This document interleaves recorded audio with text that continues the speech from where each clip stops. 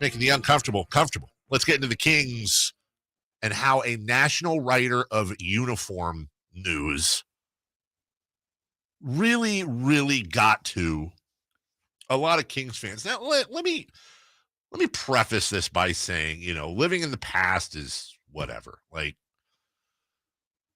the team stayed.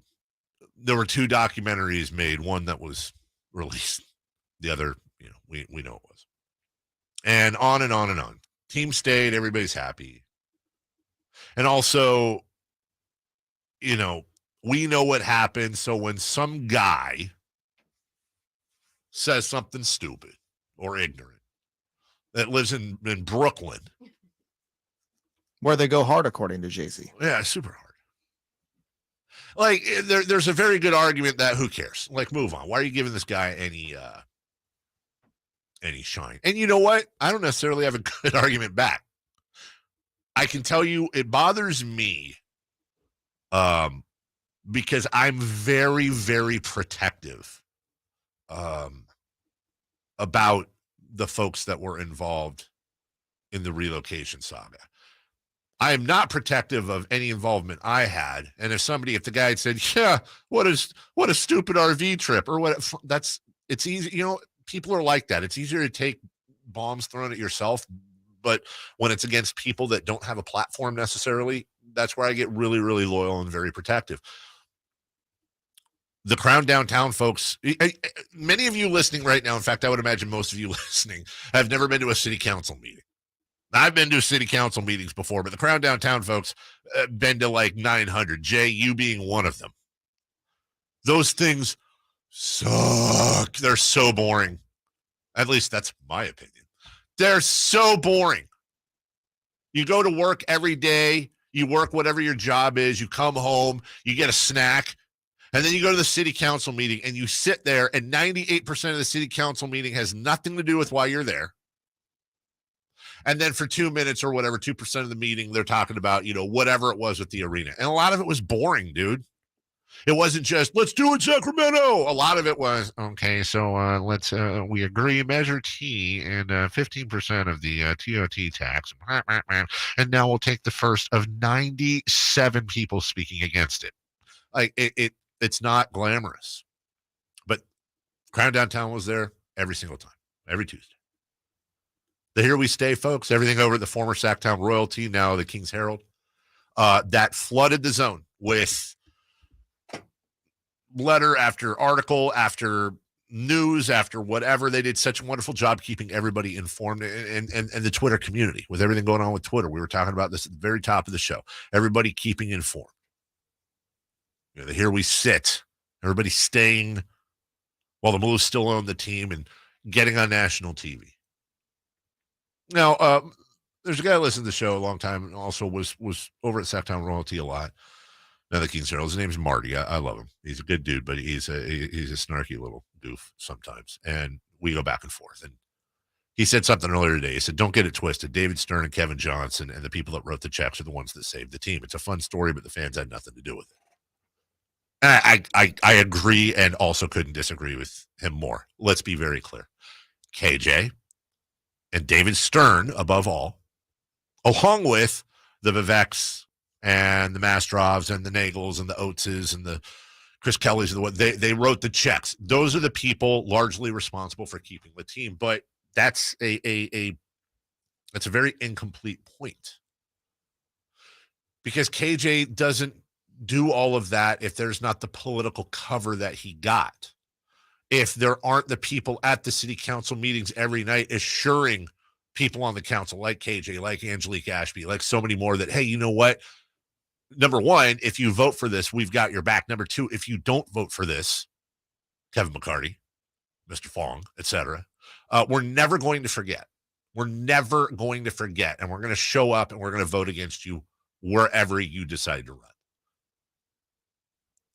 You get on national television, Sports Center,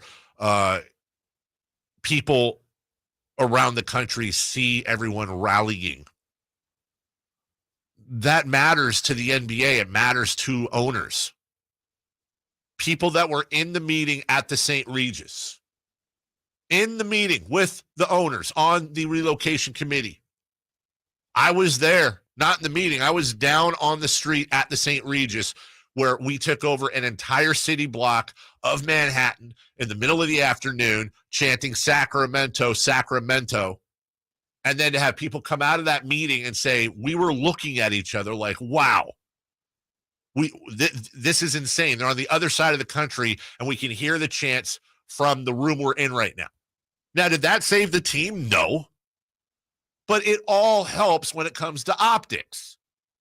Oh, by the way, they had to come up with $2 million in advertising commitments in between the Anaheim and Seattle situations, and they did. Sponsors stepped up because they knew the fans would reward them. They had to sell a ton of season tickets and season ticket commitments. And they did because they knew the fans would step up, and they did. So to say the fans didn't have anything to do, this uniform guy, Uni-Watch guy, whatever, has, 100-something thousand followers. And he's trying to play coy, like his main thing was, I'm just coming after the uniforms are lame, and then really the press release. The press release sucked. The Kings said the City Edition uniform pays homage to fans who rallied and refused to back down with a passionate connection to their team that is unmatched in the NBA. And this guy says, what exactly does it mean when you say a fan base refused to back down? In response to a team's proposed relocation, like the Brooklyn Dodger fans back down? Seattle? As I just noted, the fans didn't keep the Kings in Sacramento. The Board of Governors did. And Sacramento fans have a passion that's unmatched. Literally the most passionate fans in the league? Well, Dingle, they're trying to sell jerseys, and it's the Kings. Of course we're going to eat that up because we do truly feel like Kings fans are the most passionate fans in the NBA. And by the way, you try following a team that has sucked for 16 years and is literally setting records for futility, yet here we are. We beat a Cavaliers team, and it's like, who else is doing that? I mean, talk about punching down. There's nothing worse than some dingleberry in New York City that's punching down on a small market fan base who hasn't had a lot of wins, let's be honest, in the last 16 years. And the biggest win we got was saving our team. So what's the difference between what the Sacramento fans did and what the Seattle fans did? Win. That's your difference. And I love Seattle fans, and I got to know a lot of them really well. There's nothing they did wrong. I don't want to insult the Seattle fan base, but that's the difference. We kept our team. It's unprecedented what this city did. And as we go to break, somebody's listening right now. I won't name them, but somebody's listening right now, not even in ownership. This is somebody who helped. It's a name you'd all recognize.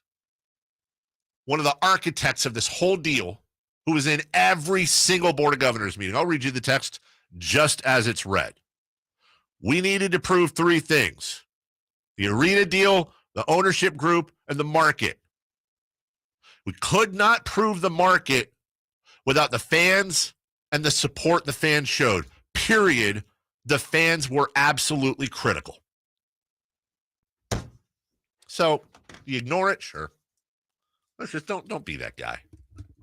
And I'm proud of each and every fan that was a part of this, and it's always bigger than basketball.